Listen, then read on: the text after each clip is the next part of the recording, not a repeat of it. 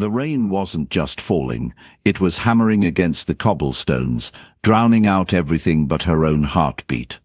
Eloan wasn't just running from an ex-boyfriend, she was running from a predator who refused to let her go. Desperate, trembling, she dialed the one person who could save her, but her fingers missed the mark. She didn't call her sister. She called a wrong number, and the voice that answered wasn't human. He didn't tell her to run, he told her to stay exactly where she was. Because the monster hunting her was about to meet a king. And this king didn't just want to save her life, he wanted to make her his for eternity. The rain came down in sheets, turning the cobblestone street into a river of reflected neon. Eloan Vane pressed herself against the brick wall of the closed bookshop, her breath coming in short, painful gasps that burned her throat. The phone in her trembling hand was slick with rain and sweat.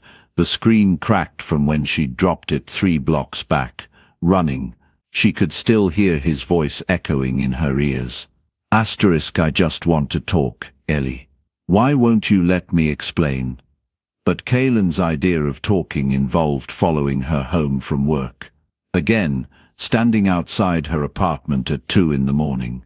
Again, leaving flowers with notes that started sweet and ended with phrases like "you belong with me and no one else will ever understand you, like I do *. The restraining order was just paper. Paper didn't stop obsession. Her fingers moved across the phone's shattered screen, trying to pull up Serafina's number. Her sister would come. Serafina always came, but the rain made everything blur, and her hands wouldn't stop shaking, and somewhere behind her she heard footsteps splashing through puddles. Getting closer. Eloan. His voice cut through the downpour, gentle and terrible. "I can see you." She ran. Her boots slipped on wet stone as she pushed off the wall, nearly going down before catching herself. The street stretched ahead, empty of cars, empty of people, just dark windows and locked doors, and the relentless hammer of rain. Her lungs screamed. The phone bounced in her grip as she ran, and she could hear him behind her. Not running, just walking with that awful patient certainty that he would catch her eventually. He always did. The alley appeared on her right, a black mouth between buildings. She took it without thinking, plunging into darkness that smelled of rotting garbage and wet cardboard. Her shoulder hit a dumpster, and pain exploded down her arm, but she kept moving, kept pushing deeper into the maze of service entrances and fire escapes. The brick wall rose before her, 10 feet high, no handholds, no doors. She spun around, chest heaving, and there he was.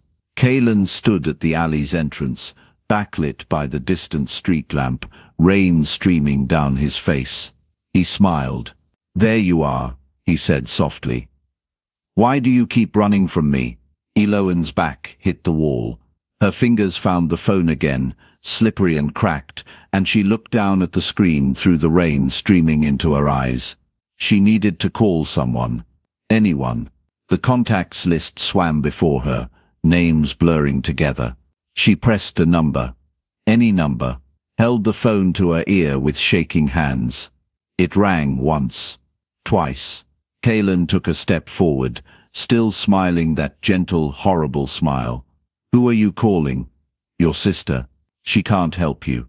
No one can help you understand what we have together." 3 times. "You're mine, Ellie. You've always been mine. Why can't you see that?" 4 times. The phone clicked. Someone answered. "Help me." Eloan gasped into the phone, her voice breaking. "Please, I'm at the alley behind Morrison Street, between the bookshop and the wrong number," a voice said. Male, deep, with an accent she couldn't place, something old and foreign and utterly cold. "Please," she whispered, watching Kaylin advance another step. "Please, he's going to..." Silence on the other end. Not the silence of an empty line, but the silence of someone listening with absolute attention. She could almost feel the weight of that attention through the phone, heavy and ancient and aware. "Stay where you are," the voice said finally. Each word was precise, carved from ice. "Do not move. Do not hang up." The line went quiet, but she could still hear breathing, slow, measured, impossibly calm. Kalen was 5 feet away now, reaching for her. "Who are you talking to? Give me the phone, Ellie. Let's talk about this like adults." His hand closed around her wrist. The temperature dropped, not gradually, not like a cold front moving in. It plummeted in an instant, so fast that Elowen's breath turned to fog and frost crackled across the puddles at her feet. The rain seemed to slow, each drop hanging in the air for a heartbeat too long. Kalen's grip loosened. He turned his head toward the alley entrance, and the smile slid off his face like wax melting. Something moved in the darkness there. Not walking. Not quite. Moving the way shadows move when the light shifts, fluid and wrong and utterly silent. A figure stepped into the dim glow from the distant street lamp. Tall. Impossibly tall, or perhaps it was the way he held himself, with the absolute stillness of a predator that has never known fear. He wore black, though Elowen couldn't make out details through the rain and darkness. His face was pale, carved from marble, beautiful in the way that ancient statues are beautiful, perfect and cold and inhuman. But it was his eyes that made Kalen stumble backward, releasing Elowen's wrist. They glowed, not metaphorically, not the trick of reflected light. They actually glowed, a deep crimson that pulsed like a heartbeat, like something burning from within. "You called," the man said, and Elowen recognized the voice from the phone. He looked at her, only at her, as if Kalen had ceased to exist. "I came." The phone slipped from her fingers, clattering on the wet pavement. Kalen made a sound in his throat, something between a whimper and a gasp. He backed away, one step, then another, his face gone white. What are you?" The man's gaze shifted to Kalen. Just that, just a look. But Kalen went rigid, frozen in place like a rabbit caught in headlights, every muscle locked. "If you are very fortunate, I will not follow." Kalen ran. He crashed into the dumpster in his panic, went down hard, scrambled up, and fled toward the street with the desperate speed of prey that knows it's being hunted. His footsteps faded into the rain. Silence settled over the alley. The man turned back to Elowen. Up close, she could see details that made her heart stutter. The unnatural smoothness of his skin, the complete absence of breath, of any rise and fall in his chest, the way the rain seemed to avoid him, drops sliding off an invisible barrier inches from his body. "You are unharmed?" he asked. Elowen's voice had abandoned her. She nodded. He studied her with those burning eyes, and she felt pinned, examined, assessed, in ways she couldn't begin to understand. Then he smiled, and it was worse than Kalen's smile, worse than anything she'd ever seen, because it showed teeth that were too white, too sharp, and carried the promise of things she had no name for. "Good," he said softly. "My name is Valerius Thorn, and you, Elowen Vane, have just become very interesting to me." The rain hissed against invisible barriers around him, and Elowen's legs finally gave out. She slid down the brick wall, her palms scraping against the rough surface, leaving skin behind.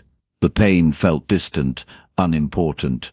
Everything felt distant, except those eyes, burning into her like twin brands. Valerius didn't move to catch her. He simply watched her descent with that terrible patient stillness. "You're not human."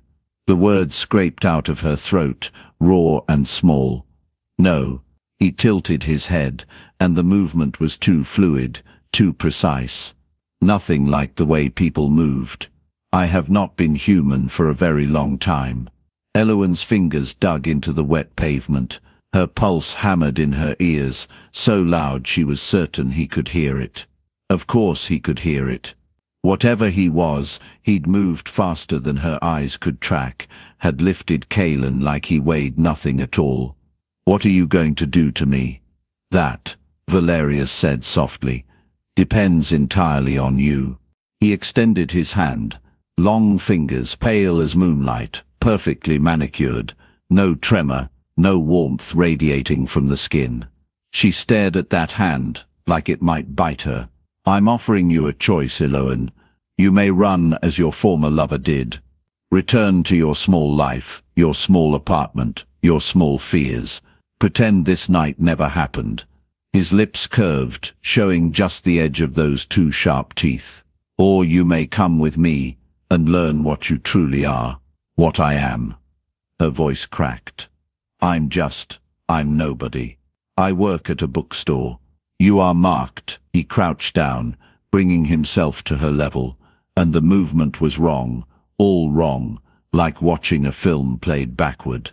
"You have been marked since birth. Why do you think he found you? Why do you think his obsession grew to such extremes?" The rain drummed harder. Somewhere in the distance, a siren wailed. "I don't understand." "I know." Something almost like sympathy flickered across his face. "But you will. Take my hand, Eloan, or run. Decide now." Her fingers were moving before her mind caught up. She watched her own hand rise, trembling, and slide into his. His skin was cool, smooth as marble, and the moment their palms touched, something electric shot up her arm. Not pain. Something else. Recognition, maybe. Or doom. Valerius pulled her to her feet with effortless strength. The world tilted, and suddenly they were moving. Not walking, moving. The alley blurred around her, rain streaking past in silver lines, and then they were somewhere else entirely. A car, black, sleek, expensive. The interior smelled of leather and something darker, something ancient. Eloan's stomach lurched as he settled her into the passenger seat. She hadn't seen him open the door, hadn't felt the transition from standing to sitting. What? How did breathe? His voice came from the driver's seat, though she hadn't seen him move there either. "The disorientation will pass." The engine purred to life. No key, just his hand on the wheel, and the car responded like a living thing. They pulled out of the alley, into the rain-slicked streets of the city. Streetlights painted golden streaks across the windshield. Eloan's hands shook in her lap. She pressed them between her knees, trying to stop the trembling. "Where are we going?" "Somewhere safe." Valerius navigated the late-night traffic with the same fluid precision he did everything else. "Somewhere you can think clearly, without fear of interruption. Keelan will not trouble you again tonight. I have made certain of that." His fingers tightened fractionally on the wheel, though I suspect he will not remain frightened for long. Men like him never do. The city slid past outside, familiar streets giving way to unfamiliar ones. They were heading north, toward the old district where buildings predated the modern skyline and money bought privacy. "You said I was marked." Eloan forced the words out. "What does that mean?" "It means you carry something in your blood. Something old. Something that calls to creatures like me." He glanced at her, and in the dashboard lights, his eyes were darker, more human, almost. "And to creatures like him, though he does not understand what he senses, he only knows he must possess you, must own you. It drives him to madness." Her stomach twisted. "So this is my fault. What happened with Callan, that's because of me." "No." The word was sharp, final. "His choices are his own. But your nature made you irresistible to him. A flame he could not help but touch, even as it burned him." The car turned down a tree-lined street. Old oaks dripped with rain, their branches forming a canopy overhead. The houses here were estates, set back from the road behind iron gates and stone walls. "What are you?" Eloan whispered. Really? Valerius was quiet for a long moment. The car slowed, turning into a driveway that wound through manicured grounds. A mansion rose ahead, all dark stone and tall windows, lit from within by warm golden light that seemed impossible, wrong, in this creature's home. "I think you know," he said finally. "Your mind simply refuses to accept it." The car stopped. Valerius was out and opening her door before she could blink. She stepped out onto smooth pavement, her sneakers squelching. The rain had stopped here, or perhaps it simply didn't fall on his property. The air smelled of roses and earth, and something underneath, something that made her hindbrain scream. Vampire. The word felt ridiculous in her mouth. "You're a vampire." Yes, just that. Just yes. No explanation, no justification. He stood there in his perfect suit, rain-free and impossibly beautiful, and confirmed the existence of monsters. Eloin's knees buckled again. This time he caught her, his arm around her waist, supporting her weight, and she could feel the strength in him, the coiled power that had nothing to do with muscle and everything to do with something beyond human comprehension. Easy. His breath was cool against her temple. Did vampires breathe? Apparently they did, when they chose to. "The shock will pass. You're going to kill me." It wasn't a question. "If I wanted you dead, Eloin, you would already be dead." He guided her toward the entrance, up stone steps worn smooth by centuries. "I want something far more complicated than that." The doors opened before them. No one stood on the other side. They simply swung inward, revealing a foyer that belonged in a museum. Marble floors, a sweeping staircase, paintings that looked original and priceless. Candles burned in wall sconces, their flames steady and bright. "What do you want?" Eloin's voice echoed in the vast space. Valerius released her, stepping back. In the candlelight, he looked almost human. Almost. "I want to show you what you are, what you could become." He moved toward the staircase, each step deliberate. "But first you need to understand what I am. Truly understand, not just accept the word." He turned to face her from the third step, and his eyes caught the light, reflecting it back like an animal's. "I am old, Eloin. Older than this city, older than this country. I have walked through centuries, watched empires rise and crumble, seen humanity evolve from candlelight to electric glow." His voice dropped lower, intimate and terrible. "I have killed more people than you have met in your entire life. I have drunk blood from the innocent and the guilty alike. I am a predator, and you are prey." Eloin's back hit the door. She hadn't realized she was retreating. But Valerius descended the steps, closing the distance between them with that impossible grace. "I am also bound by rules older than myself. Laws that govern my kind, that keep us hidden, that maintain the balance between your world and mine." He stopped an arm's length away. "And one of those laws states that I cannot take you against your will, cannot turn you, cannot keep you, cannot touch you without your consent. Then let me go. I will. If that is truly what you want." His head tilted. "But you haven't asked the right question yet." Her throat was dry. "What question? Why did I save you?" His smile was sad, ancient. "Why did I intervene in that alley when I could have simply watched? When your death would have meant nothing to me?" Eloin's heart hammered. "Why? Because I knew your mother." The world stopped. "What?" Valerius turned away, moving deeper into the house. After a moment, Eloin followed. What else could she do? Her mother, dead for 20 years. Dead since Eloin was 5 years old. Dead in a car accident that no one liked to talk about, that left only questions and a closed casket and a little girl who barely remembered her face. He led her through corridors lined with art, past rooms filled with furniture that belonged in history books. Finally, they entered a library. floor-to-ceiling shelves, thousands of books, a fireplace where flames danced without heat. Valerius moved to a desk, opened a drawer, withdrew something. A photograph. He held it out to her.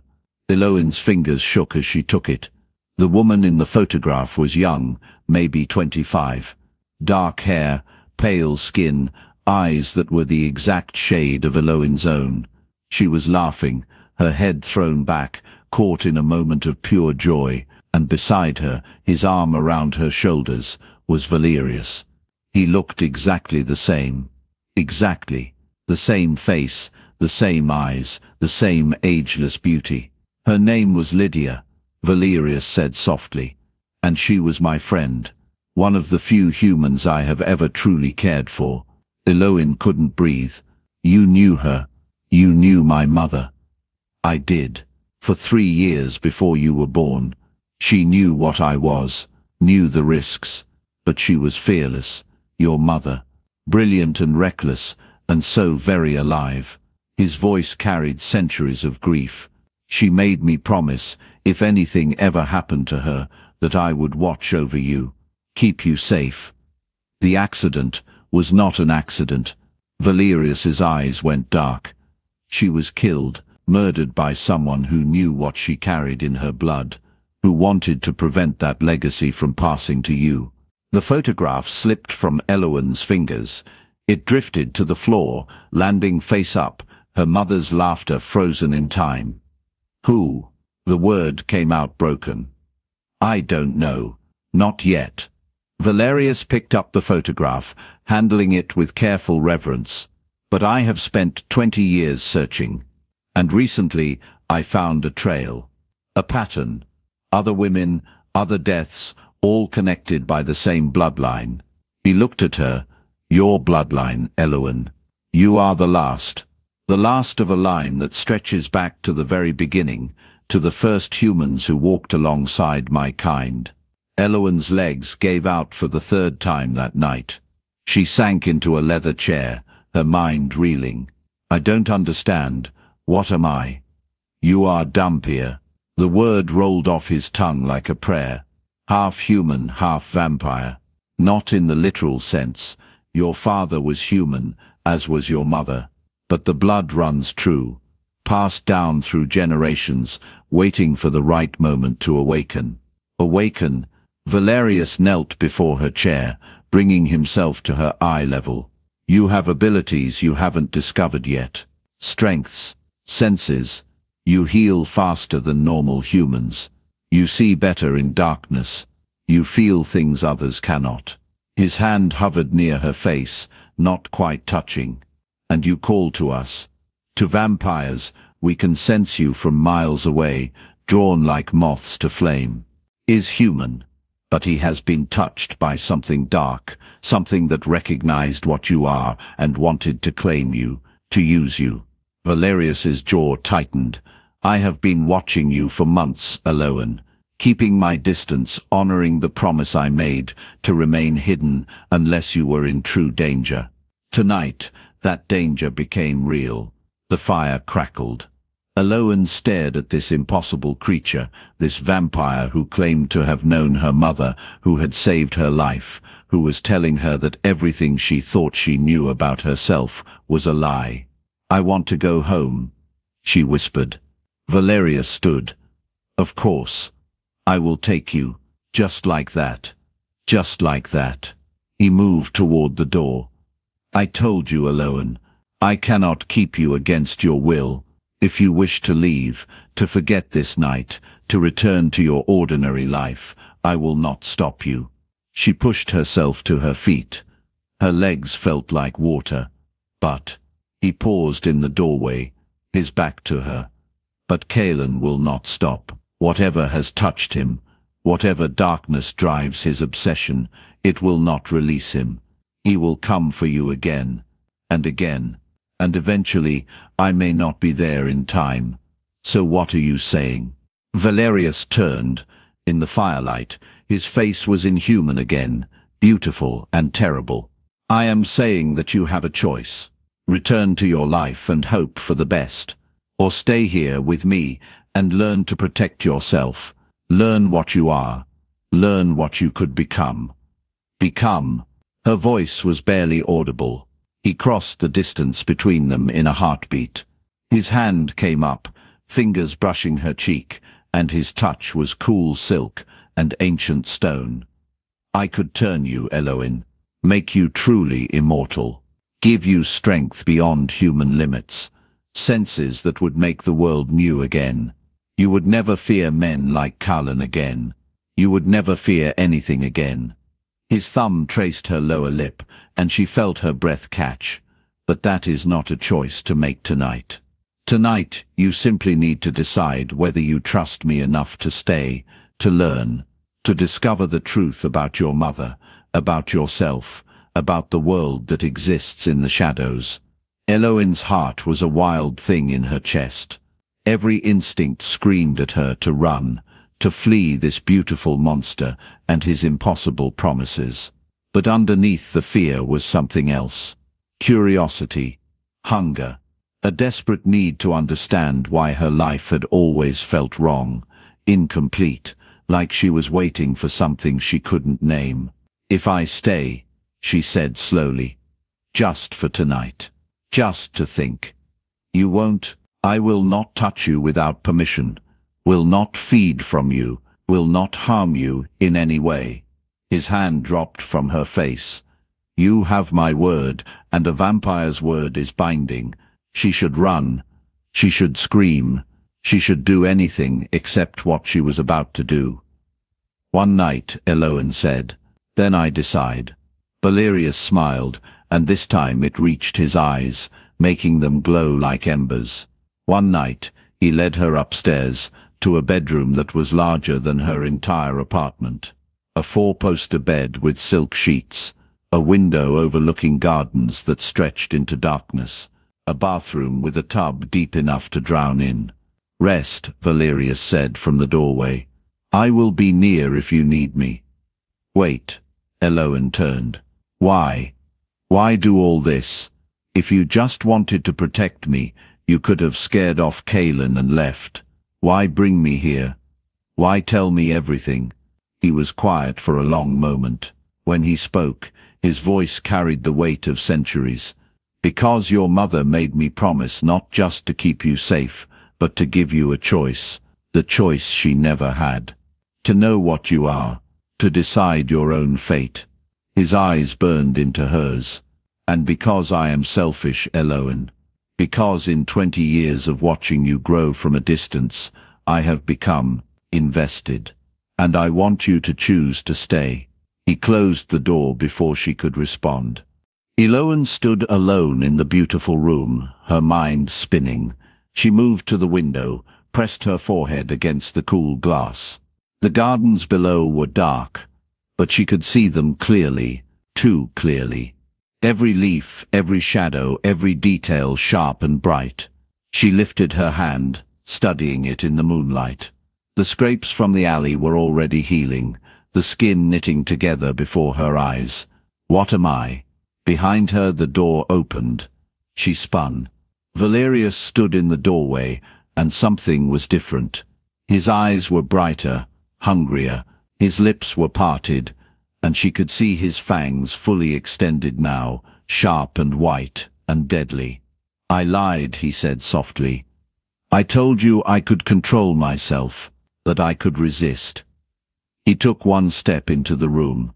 But you smell like fear and adrenaline, and something sweeter, something I have not tasted in 2 decades. You smell like your mother. Eloin backed against the window. You promised. I promised not to take you against your will. Another step. I promised not to turn you without consent. He stopped at the foot of the bed. But I never promised not to offer, not to tempt, not to show you exactly what I am, what I want, what you could have, if you simply said yes. His hand extended, palm up, an invitation, a threat, a promise. So I am asking you now, Eloin Vane, will you let me taste you, just once, just enough to show you what forever feels like? His fangs gleamed in the moonlight. Choose. The word hung between them like a blade suspended in air. Eloin's back pressed against the cold window glass. Her pulse hammered in her throat. She could feel it, wild and frantic, and knew he could hear it.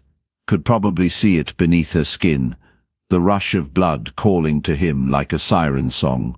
Choose, he'd said. As if there were truly a choice. As if she hadn't already chosen the moment she walked through his door. The moment she let him drive her away from everything familiar. The moment she looked into those ancient eyes and felt recognition instead of fear. She pushed away from the window, took one step toward him. "Show me," she whispered. Something flickered across his face. Surprise, perhaps, or hunger given permission to surface. He closed the distance between them in a movement too fast to track, and suddenly his hands were on her shoulders, cool and steady, anchoring her to this moment, this decision. "You understand what you're asking." His voice was rough, strained. "Once I taste you, once that connection forms, there is no severing it. You will feel me. Always. In your blood, in your dreams, in every quiet moment for the rest of your life." "Good." The word came out stronger than she expected. "I'm tired of being alone." His thumb traced the line of her jaw, tilted her face up toward his. "You won't be alone. But you won't be entirely human either. The blood exchange changes things, heightens things. You'll be caught between worlds, mine and yours, until you decide which one you want to claim. And if I choose yours, then I will make you immortal. Simple. Devastating.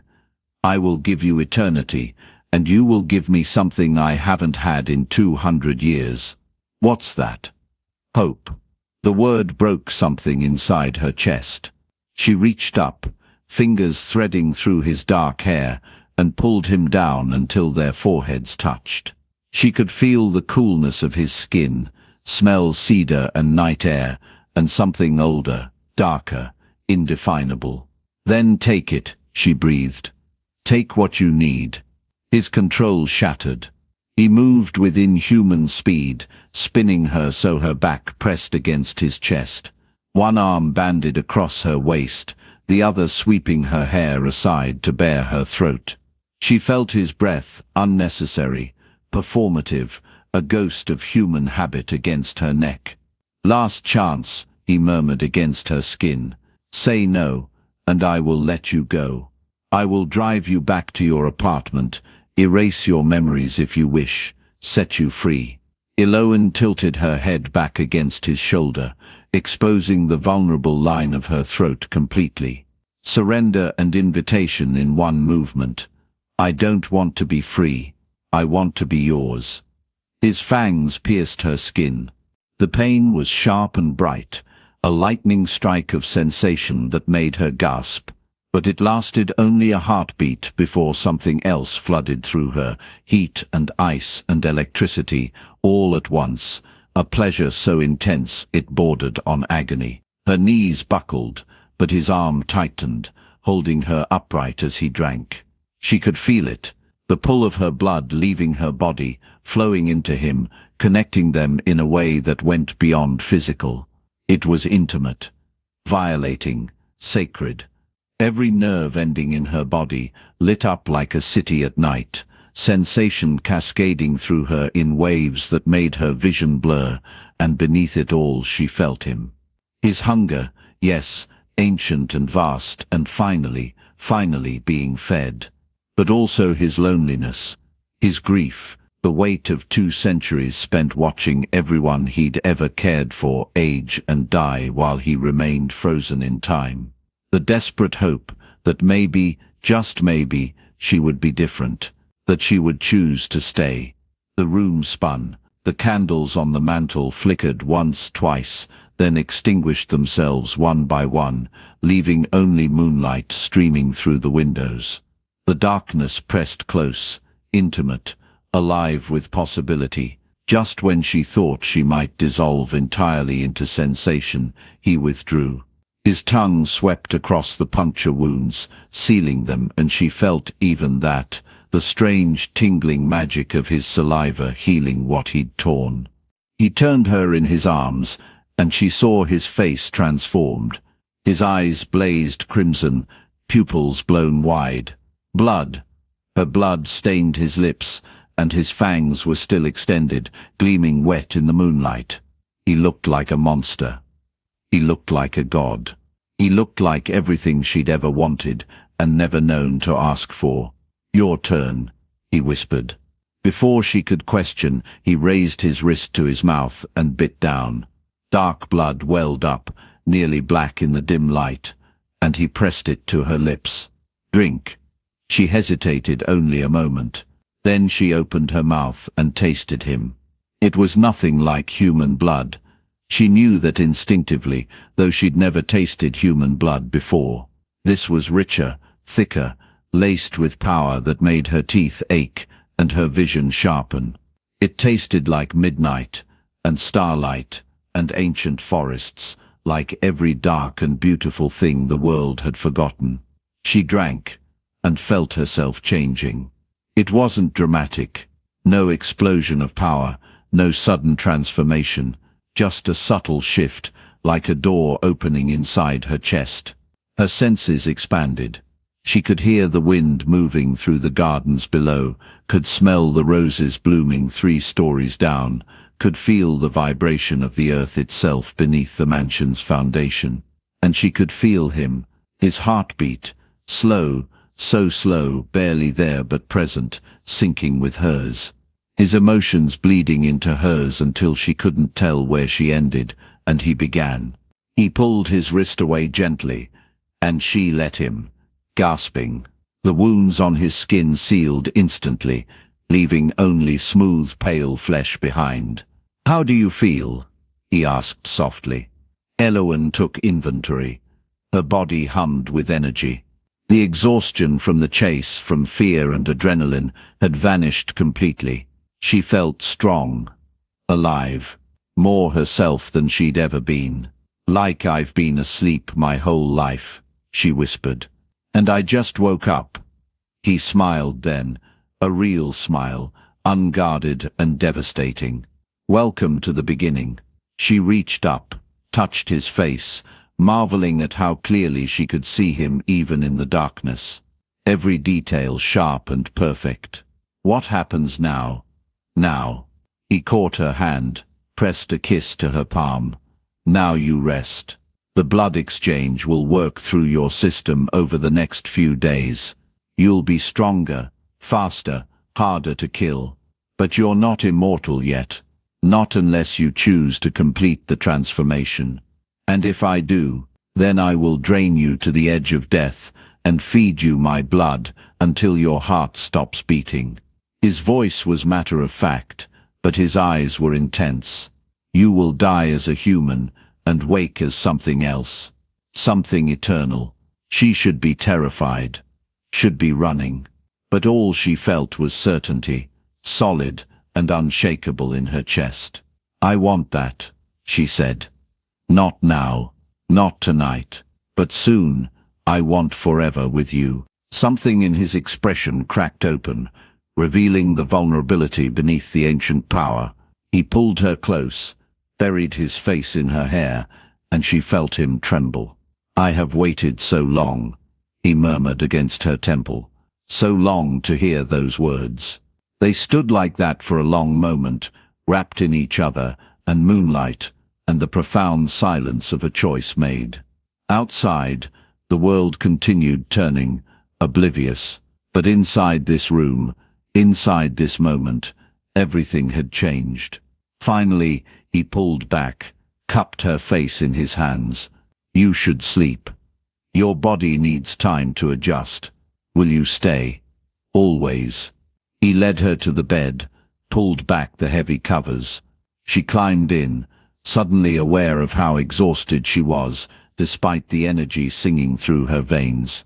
He settled beside her, on top of the covers, a cool presence in the darkness. She reached for his hand, laced their fingers together. His skin was cold, but she didn't mind. She was warm enough for both of them. "Valerius?" "Yes, thank you." for choosing me." His grip tightened. "Thank you for choosing me back." She closed her eyes, feeling safe for the first time in years. As sleep pulled her under, she felt his lips brush her forehead, felt the whisper of words in a language she didn't recognize, but somehow understood. A blessing, a promise, a vow. When she woke, she knew everything would be different. She would be different, but she would also, finally, be exactly who she was meant to be. The candles remained dark. The moonlight painted silver patterns across the floor, and in the quiet of the Gothic mansion, two hearts beat in perfect synchrony, one human, one ancient, both bound together by blood and choice, and something deeper than either. Outside, dawn was still hours away, but inside, a new eternity had already begun.